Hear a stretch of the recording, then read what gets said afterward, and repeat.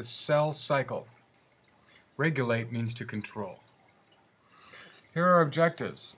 Identify a factor that can stop cells from growing. Second one is describe how the cell cycle is regulated. And the third one is explain how cancer cells are different from other cells.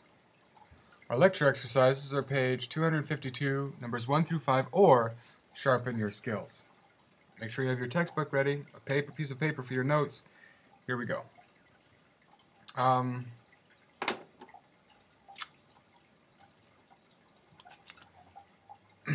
Regulating the cell cycle. So far we've learned about why cells need to divide. In section 2 we learned how they divide, the cell cycle. And in this section we're going to talk about how they control their division. A couple of important vocabulary words, cyclin and cancer.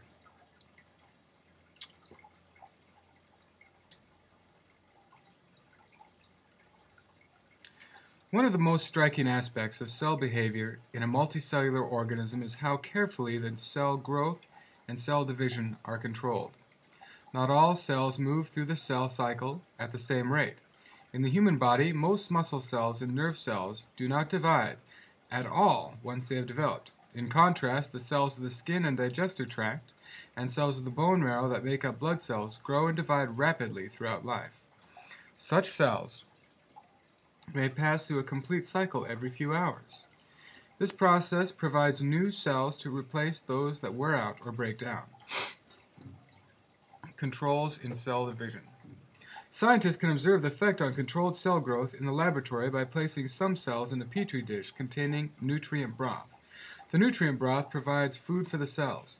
Most cells will grow until in the bottom of the dish. Then, the cells stop growing. When the cells come into contact with other cells, they respond by not growing.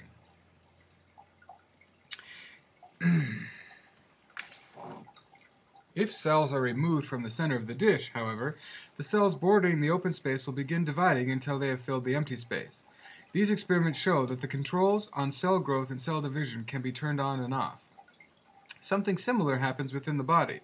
When an injury, such as a cut on the skin or a break in the bone occurs, cells at the edges of the injury are stimulated to divide rapidly.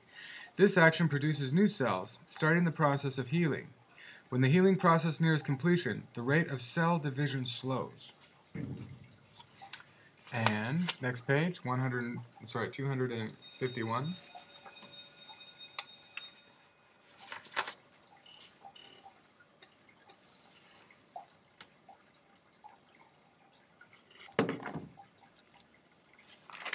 Just a moment, class. It